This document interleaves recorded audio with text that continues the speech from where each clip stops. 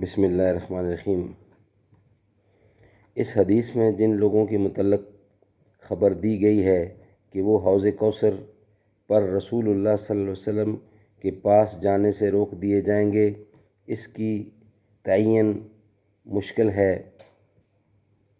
کہ یہ کون اور کس طبقے کے لوگ ہوں گے، اور نہ اس کا معلوم کرنا ہمارے لیے ضروری ہے۔ اس حدیث کا خاص سبق ہمارے لیے تو بس یہ ہے کہ اگر ہم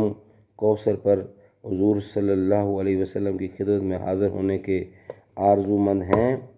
تو مضبوطی سے اس دین پر قائم رہیں جو رسول اللہ صلی اللہ علیہ وسلم ہمارے لیے لائے تھے، اور اس میں اپنی طرف سے کوئی ایجاد اور کوئی رد و بدل نہ کریں۔ حضرت ثوبان سے روایت ہے کہ رسول اللہ صلی اللہ علیہ وسلم سے روایت کرتے ہیں کہ آپ نے فرمایا کہ میرے حوض کی مسافت اتنی ہے جتنی کہ عدن سے عمان بلقاء تک۔ اس کا پانی دودھ سے زیادہ سفید ہے اور شہد سے زیادہ شیریں ہے، اور اس کے گلاس گنتی میں آسمان کے ستاروں کی طرح بے شمار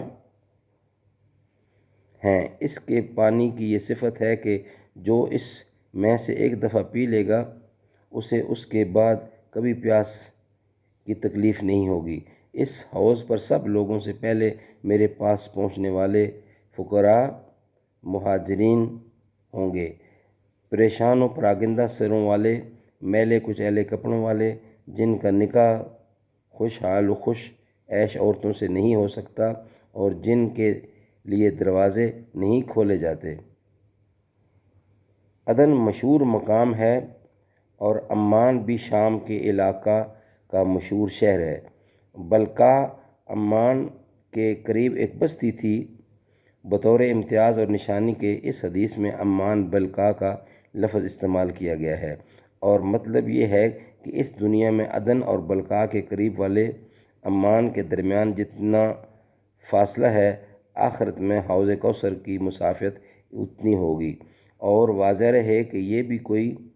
ناپی ہوئی مسافت نہیں ہے کہ ٹھیک اتنے ہی میل اور اتنے ہی فرلانگ اور اتنے ہی فٹ ہوں گے، بلکہ حوض کی وسعت کو سمجھانے کے لیے عرف کے مطابق یہ ایک تقریبی بات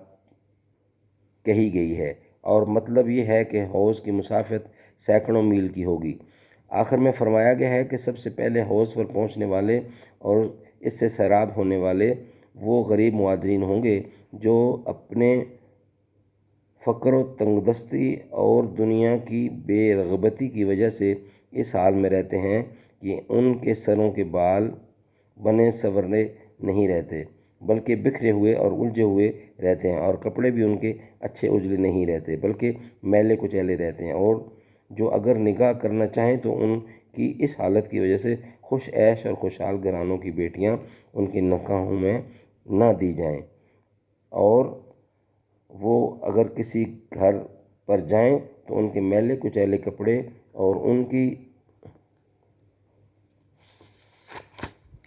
شکل و صورت کی وجہ سے کوئی ان کے لیے اپنا دروازہ نہ کھولے اور ان کو خوش آمدید نہ کہے۔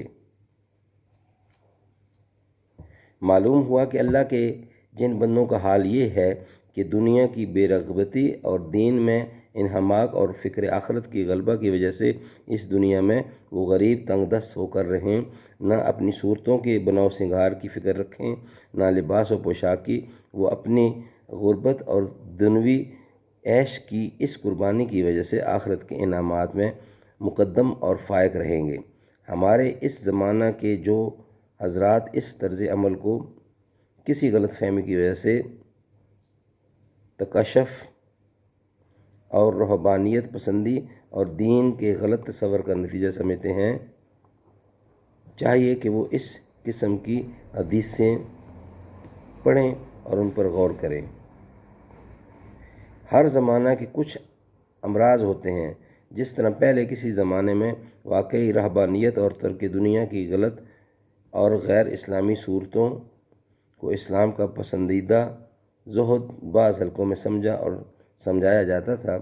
اسی طرح ہمارے اس زمانے میں شاید اس کے رد عمل میں بعض حلقوں کا مستقل رجحان یہ ہے کہ اسلام کو اور اس کی تعلیمات کو اس